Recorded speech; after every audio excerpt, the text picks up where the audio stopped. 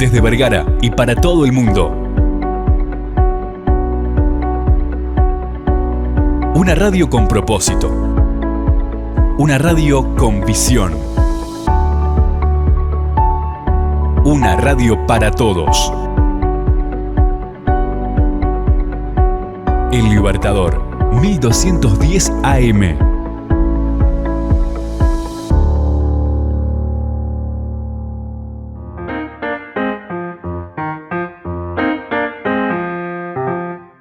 Libros, autores, lugares e historias. Los descubrirás en Para viajar lejos, con la docente y escritora María García Marichal.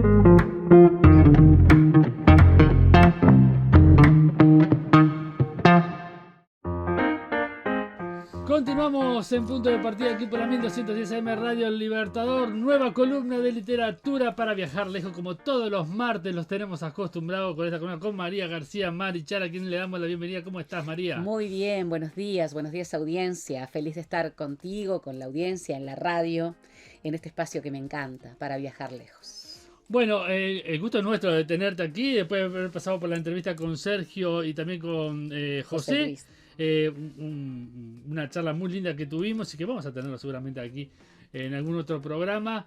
Vamos a tener un nuevo autor hoy. Antes, la vía de comunicación 091 99 1210 más 598 si está fuera del país, a través de Telegram o también de WhatsApp, o si no, nos escriben a través de nuestras redes sociales, o ahí, como han hecho algunas personas que ponen en los comentarios algunas preguntas, algo. Bueno, lo hacen ahí a través de las redes sociales, nosotros le vamos a estar contestando. Yo digo, le vamos a estar contestando porque le van a contestar las personas que hacen las columnas. Yo no. Me parece correctísimo. Por supuesto, porque digo, son los que saben. Yo solamente soy el interlocutor, el nexo para llegar a la audiencia. Así que bueno, María, ¿por dónde vamos a ir hoy? Hoy nos vamos a ir lejos en el espacio y lejos en el tiempo. Bien. Nos vamos a ir a Irlanda. Me gusta Irlanda. A mí también, me encanta. Me gusta Irlanda, me gustan los acantilados de Irlanda. Sí. Yo me iría a vivir ahí, Ay, poner una precioso. cabañita ahí al lado del acantilado. Cosa Ay, que salí y miras para abajo. ¿Sí? Qué lindo. A mí, bueno, capaz que en el borde del acantilado o cerca no tanto, pero me encanta la campiña irlandesa. Oh. ¿Viste lo que es ese verdor? Toda la campiña inglesa. Claro, que sí, los cottages, esas pequeñas propiedades que tienen ganado, que son casitas sencillas, de piedra, ruinas de iglesias y capillas, ruinas de castillos. Irlanda es mágica. Sí. Y los acantilados son maravillosos. ¿Y a vos te gusta el canto mágico? Sí, todo lo que sea mágico me encanta. Y aquí, este autor del que vamos a hablar hoy no tenía nada que ver con la magia de su tierra natal, porque era un cáustico crítico de su sociedad y de los estamentos que esa sociedad tenía en su momento. Estamos hablando de Bernard Shaw. Bien. O Bernard Shaw, si lo queremos castellanizar. Bien. Vamos a hablar un poco de su vida. Sí, contame un poquito. A ver. Pero después vamos a tener que hablar de su obra y algunas de sus frases que son magníficas. Bueno. Yo lo admiro profundamente. Se llamaba George Bernard Shaw. Nació el 26 de julio de 1856, promediando el siglo XIX, en Dublín, capital de Irlanda. Falleció en Ayotte St. Lawrence, en el Reino Unido, el 2 de noviembre de 1950. O sea, fue un hombre que tuvo una vida extensa, una vida larga. Fue dramaturgo y periodista. Su familia era de la burguesía acomodada. Es decir, estamos hablando no de la aristocracia, sino de la gente que tenía el dinero, que eran comerciantes, que tenían propiedades, que eran, digamos que tenían vínculos con el comercio, etcétera, ¿no? Pero sus padres se divorciaron siendo él muy chico y se separaron. En aquel momento el divorcio no existía, y entonces él se tuvo que ir a vivir a Londres con su madre y sus hermanas. Esto determinó que tuviera que dejar de estudiar y empezar a trabajar a los 16 años. La madre era profesora de música, trabajaba también, y los chicos tuvieron que comenzar a mantenerse porque aquella vida cómoda, digamos, debido a la separación, se había terminado. Entonces, lo que le pasó a Bernard, a él le gustaba que le dijeran así, el nombre George no le gustaba principalmente porque lo vinculaba a la parte monárquica. Tuvo que empezar a trabajar para poder ayudar a su madre y mantenerse él. Entonces, desde los 16 años, comienza su vida laboral y tiene que dejar de estudiar. Fue un autodidacta impresionante. Leyó todo lo que llegó a sus manos, buscó formarse en filosofía, en literatura, en ciencias más duras. Leía de todo. Fue un hombre con una capacidad grande que la aprovechó para aprender todo lo que pudo. Por eso es una inteligencia muy, muy elevada, un hombre con una visión de su propia sociedad y de la gente que conformaba la Irlanda de su tiempo, la Europa de su tiempo, muy, muy especial. Trabajó como periodista, como crítico teatral y crítico de música también. Y mientras trabajaba en periódicos, también escribía novelas y las entregaba por capítulos, digamos, ¿no? Por partes en las distintas publicaciones en los distintos diarios. No tuvieron éxito las novelas de Bernard Shaw y los ingresos que tenía eran muy magros, por lo que él mismo en un momento determinado dice que vivió una relativa penuria económica hasta que fue más grande y pudo, digamos, asentarse desde el punto de vista laboral y desde el punto de vista creativo. A quien leyó, por supuesto, que en ese momento era el boom filosófico, fue a Karl Marx. En cuanto leyó a Karl Marx, Bernard Shaw se hizo socialista. En 1884 él ya se reconoce como socialista y formó parte de una sociedad llamada Sociedad Fabiana. La Sociedad Fabiana irlandesa era contraria a los métodos revolucionarios para la transformación de la sociedad. Es decir, más allá de su marxismo ideológico, Shaw era un pacifista y la revolución, que generalmente termina siendo armada y que termina siendo cruenta, que termina siendo sangrienta, no formaba parte de lo que él consideraba que debía ser un cambio social. Claro. Entonces, en la Sociedad Fabiana, él fue uno de los ideólogos principales y fundamentales. Al mismo tiempo que empieza con estas inquietudes políticas y con el deseo de transformar la sociedad, empieza a ser mucho más cáustico, mucho más incisivo y punzante en sus críticas, tanto de las obras que él tenía justamente que hacer, de las que tenía que hacer críticas para publicar, como de la sociedad y de los propios creadores. Se casó en 1898 con una chica de su tierra, ¿no? Con una irlandesa llamada Charlotte Payne Townshend, que procedía de una familia adinerada. Esto también no podemos negar que acomodó un poco la estructura en la que él estaba viviendo, porque estaba viviendo con dificultades, más allá de que empezaba a tener sus éxitos. Fue crítico teatral en el Saturday Review, en la revista del sábado, y esa crítica de teatro que hizo le dio muchísimo renombre, tanto en Irlanda como en Inglaterra, como en Escocia, e incluso en Europa continental. ¿Por qué? Porque no era un crítico común y corriente.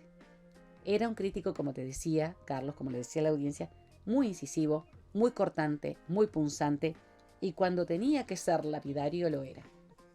E incluso sus frases, las frases que aparecen en sus obras teatrales y en sus críticas, hoy en día son absolutamente vigentes y mucha gente, entre los que me incluyo, las utiliza. Mirá. Las frases de Bernard Shaw. Después te voy a decir va a tener que algunas. contarnos algunas de las frases. Sí, después, tengo acá algunas por supuesto. elegidas que me encantan, algunas que no las digo por una cuestión de respeto y otras que sí las digo y que además las comparto. Se inclinó hacia el teatro después de su casamiento y allí en el género de la dramaturgia fue donde encontró la mejor fórmula para desarrollar sus ideas y su crítica. Además era un hombre sumamente didáctico. Él quería que su obra fuera una forma también de aprender. Él aprendía de su obra, pero él quería que quienes vieran, por ejemplo, sus obras teatrales, aprendieran de ellas. Quiere decir que tenía una formación personal que también lo llevaba a ser de alguna forma docente. No quería quedarse con lo que conocía, quería manifestarlo. De allí la generosidad de Bernard Shaw. Hay mucha gente que no lo quiere mucho, pero para mí es admirable. Para mí es admirable. Creo que le guste o no le guste la obra de Bernard Shaw, a quien la lea, no puede negar de su admirabilidad, si se me permite la palabra. Que creo que es lo importante, por eso es que hacemos los contextos, ¿no? Bueno, su primera obra puesta en escena se llamó Casas de Viudos, yo la recomiendo, 1892. Normalmente estas obras aparecen a veces representadas por grupos teatrales que hacen a Ibsen, que quiero decir que Ibsen influyó muchísimo en la dramaturgia de Bernard Shaw. Ibsen, el noruego, ¿te acuerdas que habíamos hablado de Casa de Muñecas como su obra más reconocida, pero que fue un revolucionario en ese momento de la dramaturgia y del teatro, que era sumamente clásico en su momento, sumamente tradicional, lo mismo que después hizo Luigi Pirandello más adelante en Italia. Casas de Viudos de 1892 la recomiendo. En esta obra, lo que hizo Bernard Shaw fue reflejar el influjo de Ibsen, que era un crítico social también, pero además enseñar cómo la sociedad tenía una estructura que ya para esa época, para fines del siglo XIX, era una estructura que tenía que romperse de alguna manera, porque era demasiado rígida. Y en Casas de Viudos ya aparece eso. Y aparece el Ibsen, que es su principal referente dramatúrgico, y aparece lo didáctico de Bernard Shaw. Y la crítica social, que va a ser una crítica, como decía, muy mordaz, porque él usa el humor. Claro. El humor no solamente para hacer reír a las personas, el humor como una forma de hacer crítica. Bernard Shaw decía que era mucho más afilado el humor para criticar que el drama. Y estoy completamente de acuerdo con él. El drama puede, por supuesto... Nosotros tenemos un gran ejemplo, la murga. Claro, pero por supuesto. Vos date cuenta que el ejemplo de la murga, característica de Uruguay y principalmente de Montevideo, ahora hay murgas en todo el país prácticamente, pero surgió como una forma montevideana. ¿Qué se hace? Hace una crítica mordaz de la sociedad, de la política, de las estructuras, y lo hace artísticamente. Claro, de la sátira. Claro. Entonces, Totalmente. allí nosotros observamos que ya con Bernard Shaw aparecen estas primeras incursiones en el humor y en el humor satírico, en el humor cáustico, en aquello que te punza, que te hace pensar, porque además después vas a ver quiénes eran sus principales admiradores, ¿no? Dramas de ideas lo llaman algunos críticos. Dramas de ideas le llaman a las obras de Bernard Shaw, porque estaban representadas las injusticias sociales, las ideas superestructuradas, la hipocresía, lo que era muy típico de toda la sociedad occidental y también de las orientales, pero los ingleses siempre fueron muy especiales en eso. Tan estructurados, que lo que debía verse de puertas para afuera tenía que ser perfecto. Ahora, lo que pasaba de puertas para adentro era lo que somos todos, humanidad pura, con las luces, con las sombras, hasta con los vicios. Pero eso fue muy importante para él, porque lo vio tanto, lo vio en la aristocracia y lo vio en la burguesía de la que formaba parte, su familia original e incluso la familia de su esposa Charlotte. Después de las Casas de Viudos, 2 años después, en 1894, se presenta en escena La profesión de la señora Warren. Escandaloso, porque se trataba del mundo de la prostitución. ¿Para qué usa el mundo de la prostitución? En La profesión de la señora Warren, usa para criticar al capitalismo. Si vamos al caso, es como la discusión bizantina de siempre, Carlos, y audiencia. Existe la prostitución, se dice como el primero de los trabajos de la mujer, como el primero de los trabajos, se dice la profesión más antigua del mundo, la prostitución. ¿Pero por qué existe la prostitución? Porque existe quienes la pagan. Si no existieran los que la pagan, existiría la prostitución. Y viste que es una especie de... Sí, de espiral. Exacto. Y es como un círculo, Sí, no sí. virtuoso, sino un círculo, digamos, muy defectuoso de lo que es la prostitución. Entonces aquí él justamente, en La profesión de la señora Warren, hace una crítica al capitalismo tan impresionante desde la prostitución como institución, digamos, hasta el capitalismo como ideología. Yo los invito a nuestros oyentes a leer a Bernard Shaw, porque es sumamente gracioso y sumamente crítico y sumamente punzante, aún en estos tiempos. aún en estos tiempos, estamos en 2023, Sí. y sigue siendo tan vigente, más allá de que muchas cosas cambiaron, incluso en su propia sociedad del Reino Unido, ¿verdad? Y acá hay un tono muy gracioso, hay un humor ácido en la profesión de la señora Warren. No hay nada dramático. Por eso es lindo de leer también, porque nos reímos, es decir, al leerlo nos reímos. Nunca fue irrespetuoso, eso quiero aclararlo. En ningún momento fue irrespetuoso porque era un hombre de ideas sólidas y era un caballero. Pero sí era sumamente irónico, ¿no? La sátira era su forma de trabajar. Posteriormente empieza a escribir una obra que se estrena en 1905, Hombres y Superhombres. Hombre y Superhombre se llama su teoría, que aquí presenta su teoría de la humanidad, Hombre y Superhombre. Pero ¿vos sabés quiénes eran los que más lo aplaudían? No. Lo aplaudían justamente aquellas personas a las que él más criticaba. Mirá. O sea, ¿quiénes iban a bueno. verlo? Los aristócratas, los burgueses, y se reían y aplaudían, tal vez porque se veían a sí Sí, mismos. porque seguramente.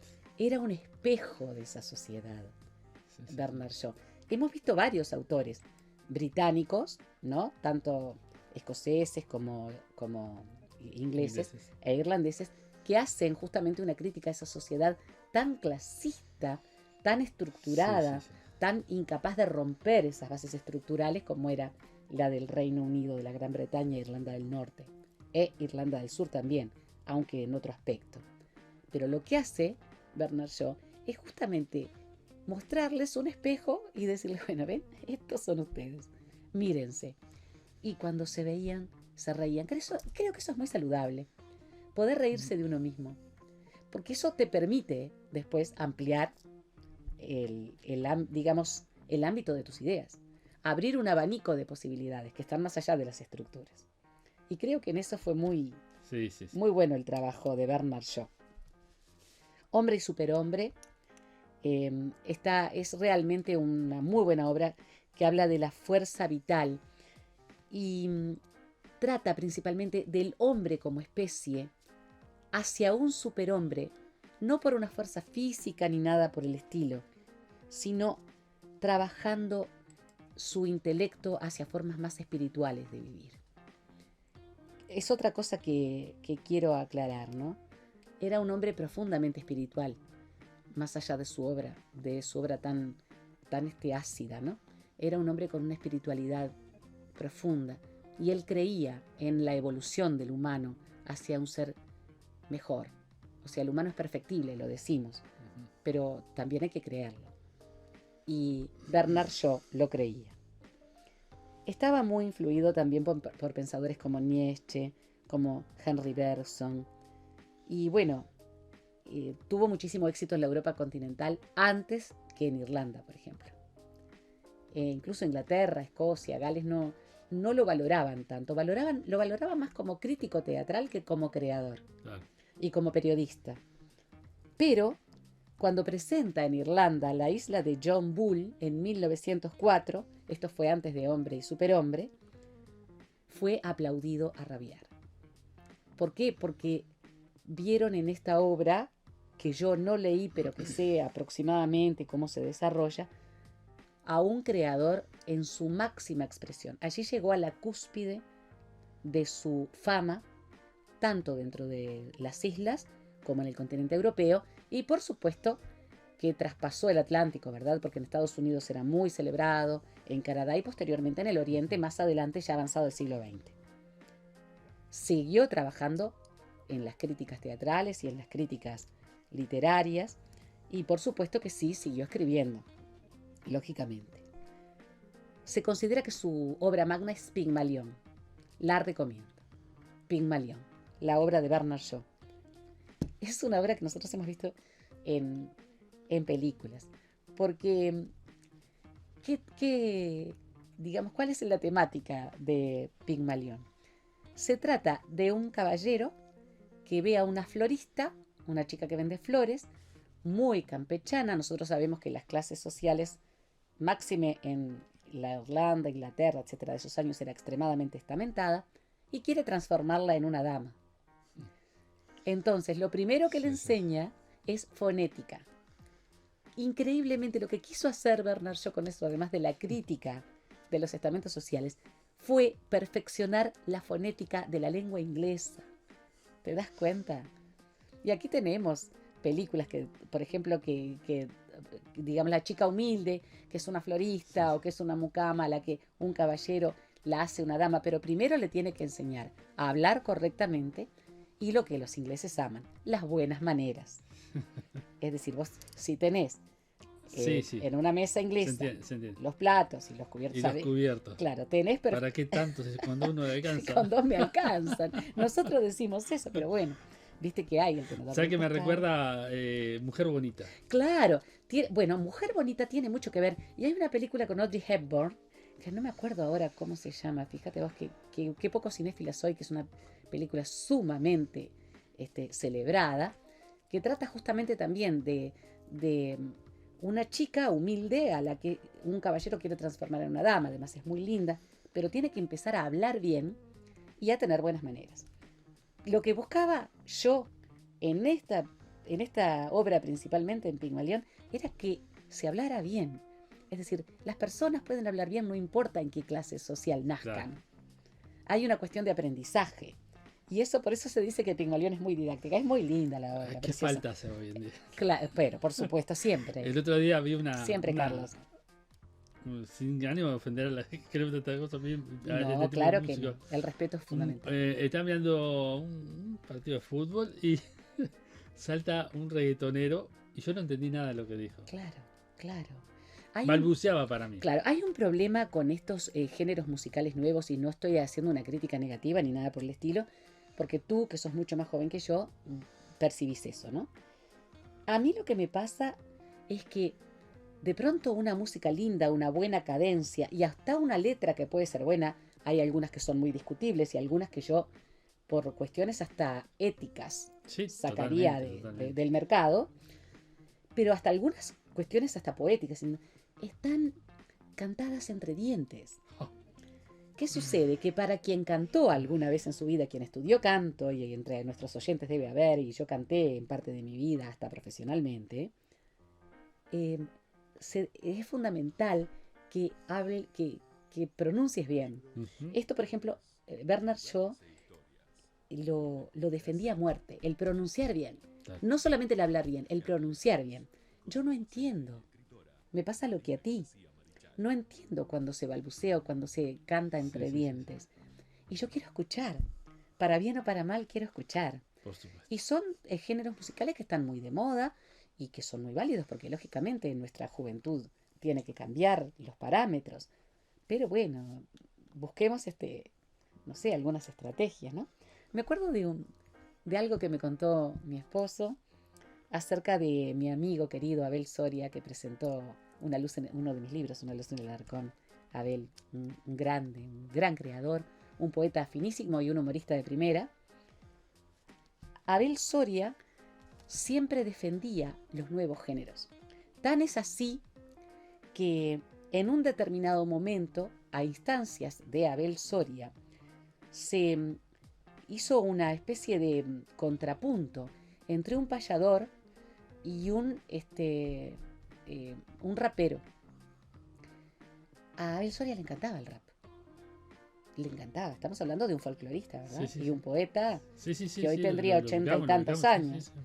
Pero él decía que era místico ver cómo se podía contrapuntear, por ejemplo, el rap con el payador, con las distintas temáticas y los distintos ritmos, y que era fantástico el resultado.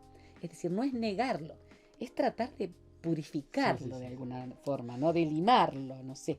De pronto va a venir alguien que canta reggaetón y me va a hacer un comentario que voy a aceptar yo me acordé muy gustosa. Yo me acordé de una frase de Iorio, pero no lo voy a decir. Bueno, si ves que por las pero él le dedicaba mucha... Sí, mucha, le dedicaba. Sí. Fallecido recientemente. Sí. Que fue todo, sí, fue un grande y fue todo un referente, ¿no? Del metal, del metal rioplatense, y yo creo que del músico, mundo, porque un gran incorporó también lo que tiene que ver todas las raíces culturales de Argentina, ¿no? Claro que sí. Algo estuvo muy mal por un tema político, que no le dejaron cantar el himno en un partido de Argentina, algo que Qué pena, ¿no? y yo qué sé. Porque realmente... Lo cantó elegante. Claro, No quiero claro. no sí. quiero hablar. Pero sin hacer comparaciones. Seguimos con Me voy Bernard a Shaw. colgar.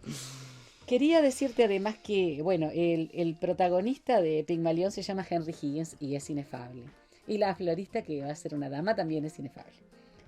La agudeza de los diálogos, el realismo, porque vuelvo a decir, no había nada de magia ni nada de fantasía. Todo era realista, sumamente cáustico, muy humorístico, muy satírico, pero era realismo en la dramaturgia. Le dieron una gran popularidad y al final de su vida se convirtió en toda una institución de la dramaturgia y de la crítica, pero además del inconformismo y la extravagancia. O sea, ¿viste cómo tenemos que mirarnos en un espejo? Porque es la forma en que realmente riéndonos de nosotros mismos aprendemos, y aprendemos a mejorar y aprendemos a cambiar. Muy bien, yo te voy a decir algunas de las frases que yo adoro de... Hay muchísimas, incluso si buscan al tuntún, para no decirlo random, ¿no? Para no decir random, que tenemos al tuntún, que es una preciosa expresión. Claro, es una expresión nuestra, para hablar bien. Claro, frase que además que está perfectamente aceptada. Sí, sí, sí. Buscan frases de Bernard Shaw, se escribe S-H-A-W, después lo van a ver en el Zócalo ahí aparece. Exacto, en el Zócalo. Van a aparecerle unas frases que además de darles risa, algunas les van a provocar hilaridad, otras van a decir, pero esto lo escribió para el momento en el que vivió, o lo escribió para este momento. No se referiría a fulano o a fulana cuando escribió esta frase, y estamos hablando de gente actual, pero no voy a entrar en detalles porque esta es la columna de literatura. Voy a decir algunas frases. Bien. Una que se me sé de memoria. A ver. Esta me la sé de memoria y además la uso mucho. Los políticos son como los pañales. Hay que cambiarlos con frecuencia por razones idénticas. Decime si no es una genialidad. Esa yo la uso, me la sé de memoria. El dinero no es nada, pero mucho dinero, eso ya es otra cosa. ¿Sí? La guerra, fíjate esta, la guerra no decide quién tiene la razón, sino quién queda. Y eso es terrible. Sí. Y es real. No decide quién tiene la razón, sino quién queda. Sí. Los seres humanos son los únicos animales de los que estoy completa y verdaderamente asustado. Tenía toda la razón. Y te digo la última para no extenderme demasiado. El éxito no consiste en no cometer errores nunca, sino en no cometer nunca el mismo por segunda vez. Se dice que el ser humano es el único animal que tropieza dos veces con la misma piedra. Sí, estaba pensando en lo mismo. Entonces, basados en ese dicho, esta frase es magnífica. No tropezar dos veces con la misma piedra es no cometer dos veces el mismo error, es decir, aprender del primero. Creo que es un hombre para tener en cuenta como dramaturgo. Sus obras no son novelas, sino que son obras de teatro, por lo tanto las van a ver divididas en actos, escenas con diferentes telones, etc.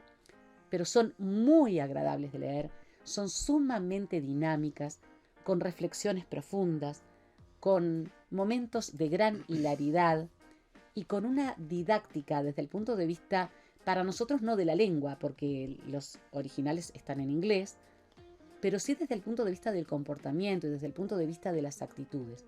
Es sumamente didáctico. Las recomiendo en este autor de fines del siglo XIX y principios del XX, Bernard Shaw, cuyo nombre pueden encontrar también en las redes como George Bernard Shaw. Bien, perfecto. Bueno, así pasó entonces por aquí para viajar lejos. Gracias, María, por habernos acompañado. Es un Nos placer. reencontramos en la próxima. Ya estamos llegando a fin de año. Sí, te das cuenta, ¿no? Nos quedan pocos programas. Vamos a trabajar algunos autores, como decís vos, que están vivos. Algunos jóvenes autores y autores que no tan jóvenes están haciendo una gran carrera en el mundo de la literatura por la excelencia de sus obras. Y así también íbamos a matizar con alguno antes de que llegue fin de año. Perfecto. Bueno, muchas gracias, María. Nos encontramos. Un placer, un saludo muy afectuoso a la audiencia. Hasta la próxima.